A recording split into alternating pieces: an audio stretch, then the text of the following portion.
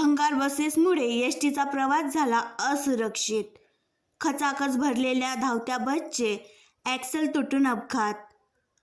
बसमध्ये खचाखच प्रवासी भरून शेगाव स्थानकातून जळगाव जामोदकडे जाणाऱ्या एसटी बसचे कालखेड फाट्याजवळ ॲक्सल तुटून अपघात झाल्याची घटना आज दुपारी 1 वाजताच्या सुमारास घडली. ॲक्सल तुटल्याने बसची मागची दोन्ही चाके निखळून बाहेर निघाली.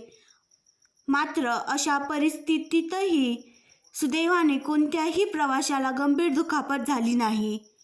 बसमध्ये 90 ते 100 प्रवासी असल्याचे सांगण्यात येत आहे. याबाबत सविस्तर असे की आज दुपारी 12:45 MH40N 8712 क्रमांकाची बस प्रवाशांनी खचाखच भरून जळगाव जामोदकडे निघाली असता वाटेत कालखेड फाट्याच्या आसपास पोहोचल्यानंतर अचानक बसचे ॲक्सल तुटले, ज्यामुळे बसचे मागचे दोन्ही चाके निखळून बाहेर आली, ज्यामुळे बस जागेवरच थांबली. मात्र अशा परिस्थितीतही चालकाने प्रसावधान राखत बसवर ताबा ठेवून बस थांबविली. सुदैवाने या अपघातात कोणत्याही प्रवाशाला गंभीर दुखापत झाली नाही, हे विशेष. नाहीतर ॲक्सल तुटल्यानंतर झालेल्या अपघातात किती भयंकर नुकसान होते हे वेगळे सांगायला नको.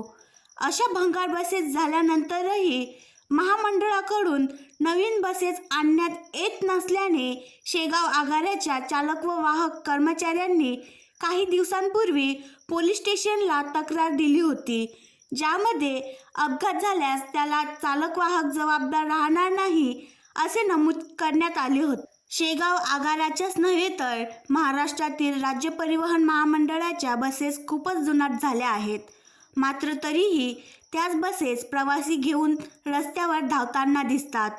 त्यामुळे परिवहन महामंडळाच्या बसेस रस्त्यात बंद पडल्याचे चित्र अनेकदा दृष्टीस येते. यामुळे एखादी बस रस्त्याने लागल्यानंतर त्या बसमध्ये कधी बिघाड होईल हे सांगता येत नाही. परिणामी बस स्थानकातून वेळेवर निघालेली गंतव्यस्थानी वेळेत पोहोचेल किंवा नाही याची काहीच शाश्वती देता येत नाही. अशी वाईट अवस्था परिवहन महामंडळाच्या बसेसची झाली आहे.